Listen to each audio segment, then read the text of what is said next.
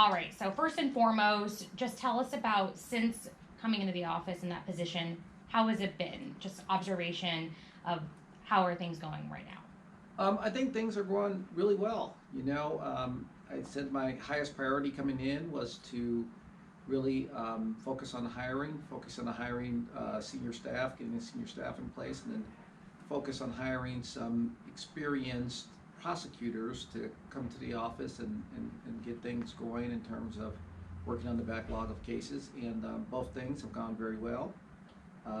We had our chief of homicide and our warrant officer chief start this week. So, really have most of my senior staff in place, so we've been able to start working on assessing files. And we've also made some great hires in terms of some really experienced prosecutors to come in and help us try some cases. That was my following question. With the announcement today of 5 new hires, so 10 total. Tell us about why those hires were so important, especially with their expertise and their knowledge already of some of these cases. So the hires were critical because what we've had in this office in the recent past is really a drain of the senior experienced attorneys who could try the most serious cases, homicides and serious felonies like robberies and assault first. And this group of prosecutors that are coming in that we've hired are very experienced in those types of cases, and they're ready to come in and hit the ground running and help us start working on those files. I would just say, I think as we've stated, we've added the experience of attorneys who've tried over 150 felony trials collectively. So that's what we need. That's what I was hoping to be able to accomplish when we started in this office, and really have been very pleased with how things have gone the first couple of weeks. Tell us about, I know that right now a Board of Aldermen is proposing a bill to potentially raise the pay for assistant circuit attorneys and whatnot. Thoughts on that bill and overall reaction to something of that sorts? So the budget that's being put forward does provide us the ability to pay a little more to entry-level attorneys. I don't know that it's going to result in a significant increase in pay, but it does give us a little flexibility to pay a little more for entering attorneys to try to attract people to the office, and also gives us a little more flexibility on hard-to-fill positions. So that was important. I think long-term, we are going to need to work with city government, work with the mayor's office and the Board of Aldermen to try to increase the compensation for attorneys that work here. I think recent events have demonstrated how important this office is to the city, and I think it's going to be important that the attorneys are paid in a manner commensurate with their value. Based on that, would you consider then backing up that bill? I'm not sure what you mean by backing up. Oh, like us in support of it, of the bill of raising that pay. It's our budget that we submitted, so we do support it. And it does give us a little bit of flexibility going forward to pay, up to 10% more to add attorneys in key spots. Kind of observing then when hiring, do you think that's something that attorneys have been voicing, like, hey, more pay, or that's something that was needed, or was it just something that would be a nice pull to hopefully hire more? The people who are coming to this office, clearly their primary motivation is not pay.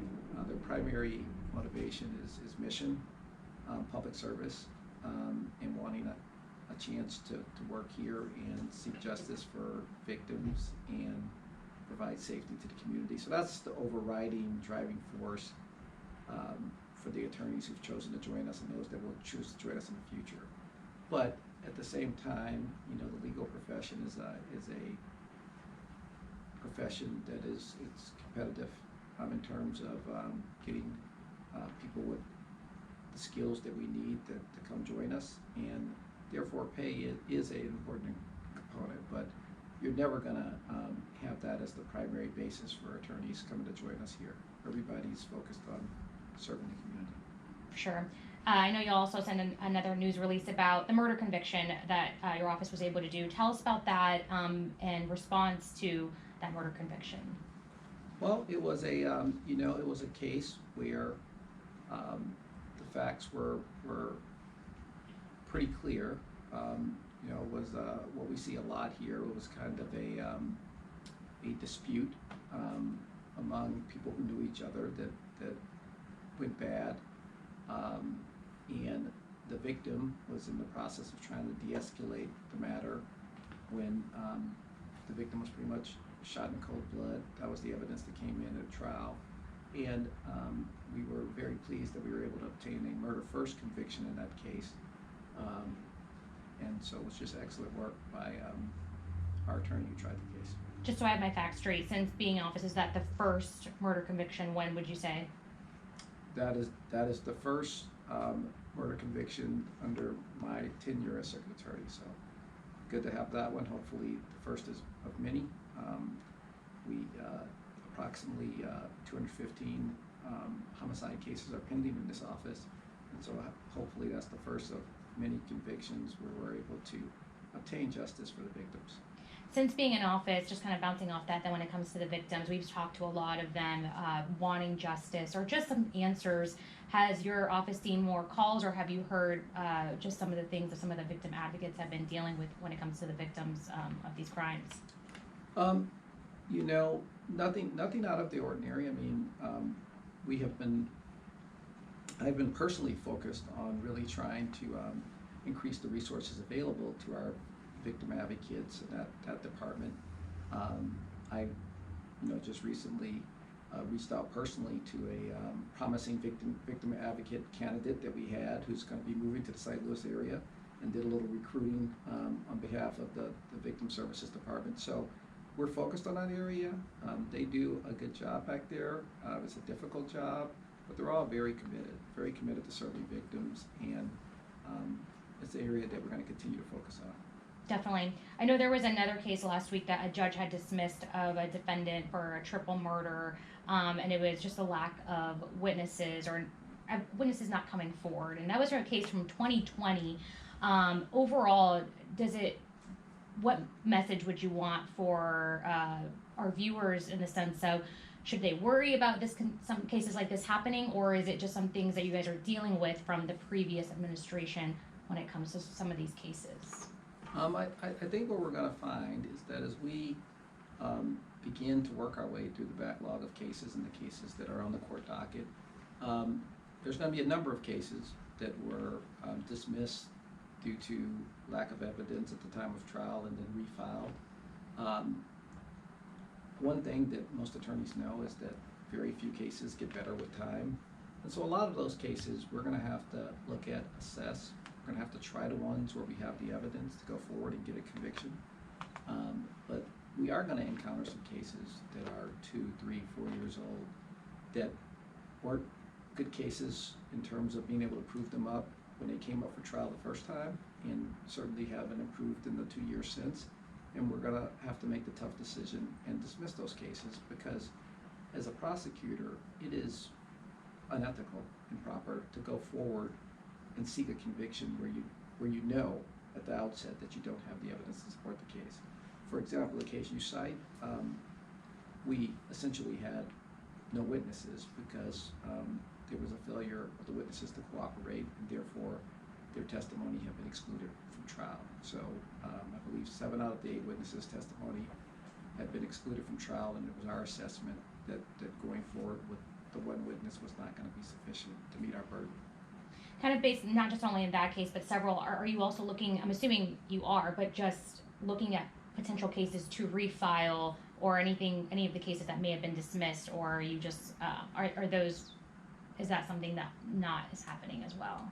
Well, the importance of adding the number of very experienced, skilled prosecutors that we've added during my 2 weeks, 2.5 weeks on the job. The importance of that is that now we have the people in place who know what it takes to get a conviction in court. They know what a solid case looks like, one they can go forward with. So we are working hard to go through and assess these cases, proceed to trial where that's appropriate, enter pleas and reach agreements on plea agreements where that's appropriate, and dismiss where the evidence just isn't there because of passage of time, lack of development of the evidence. These are the types of tough decisions that prosecutors have to make every day. And in essence, what's happening is that process was delayed a little bit, or delayed during the prior administration. Those tough decisions weren't being made, and so we're having to make them now, and that's what we're going to do. It's the only way to work through these cases. Last couple questions and then we're good to go. Tell us about, also, I know we got a news release as well about for Christopher Dunn's case to motion to dismiss that. Tell us about that. I know the previous administration had put that in as well, and tell us about your efforts to do that and looking at Christopher Dunn's case. Okay, well, that case, Ms. Gardner had filed that motion to vacate the conviction just a few days before she resigned. I reviewed the motion to vacate after I was appointed, and in reviewing it, it just became clear to me that in my view, the proper thing to do procedurally would be for me to withdraw that motion and review the case and draw my own conclusion. The motion basically sets forth that the circuit attorney has concluded that what we have in this case is a case of actual innocence. It states it in a very personal way, that this is something that the circuit attorney has concluded. So therefore, with the change in administration, to me, in my view, it was procedurally necessary for me to dismiss and reconsider it. And we're in the process of doing that. It's obviously a matter of high importance, and we're going to look at it very carefully. It's a very serious matter, and make a conclusion and proceed as we view appropriate. Also, just kind of getting reactions. I don't think we were able to talk to you when this announcement was made about Mary Pat Carl. Big decision to hire her to pretty much, lead those attorneys. Tell us about the decision to hire her. Obviously, she has expertise, but also I'm assuming excited to work with her. I am excited to work with her and my entire senior staff. I mean, the senior staff we've been able to assemble is very impressive. And just so happy to have them on board. I mean, we added initially Marvin Tier as Chief Trial Counsel. He's kind of overseeing, the entire trial team. Given where we are with violent crime in St. Louis and the homicides in St. Louis, we clearly needed a top-notch homicide prosecutor, and we were able to accomplish that by having Mary Pat Carl come aboard. And in addition, we were able to add Steve Caprese. He is somebody who's going to play a major role in helping us deal with the backlog in the warrant office. He's arrived this week, hit the ground running, and is already doing a great job on that. So all three of them are going to be key to our efforts going forward, and I just couldn't be more happy with the team we've assembled so far. And things have really gone better than I could have ever hoped in terms of really the quality and experience of the prosecutors we've been able to add to the office. Really, last two questions. For the viewers at home, if they're watching, what is the biggest thing that you want them to know right now with you being in the position? I'm assuming that you're putting, victims at the forefront, but really what would you say to them to reassure them that you are here to hopefully help smooth out what's happened? I guess what I would say to the viewers is first of all, thank you. The support and encouragement that me personally and our office has received in terms of undertaking this effort to restore the Circuit Attorney's Office to its place in the criminal justice system. That support has just been tremendous, so thank you for that. And I would say that, you should be very encouraged by the team of attorneys that are willing to put public service first and come back to the office and begin doing the hard work that's necessary to get things back on track and to get this Circuit Attorney's Office back to where it's playing its proper role in administering justice in St. Louis. Really last question, what's next? I know that could be a big question, but in the sense of, say in the next month or two, I'm assuming the focus still to be hiring, or kind of what is that looking like next? Hopefully, what's next for the administration? Continuing to look to add high quality experienced attorneys. Like I said, we've added more than 10 attorneys since I've started. We're going to continue doing that, but we're going to add people who can come in and help us where we need it. In addition to that, we're going to be focused on case assessment, getting a handle on what these cases that are on the docket look like, which ones can be tried, which ones are not going to be able to be tried that we need to clear out and clear off the docket, and which ones can we resolve in some other manner. We're getting about the work of prosecuting cases. It involves those hard decisions that I've talked about, and we now have the people in place who can make those hard decisions in an expert fashion and proceed in a way that best serves the public, and that's what we're going to do. Is there anything else you want to add or include, or anything that you'd want to input? Really, just thank you to everyone for the tremendous support and encouragement. And I just want to thank everyone in advance for their patience as we work our way through this. It's going to take time, but everyone who's here and coming on board, they're enthusiastic, they're eager to get to work and get things on track. That's all I needed. Perfect. Thank you. I appreciate it. Thanks.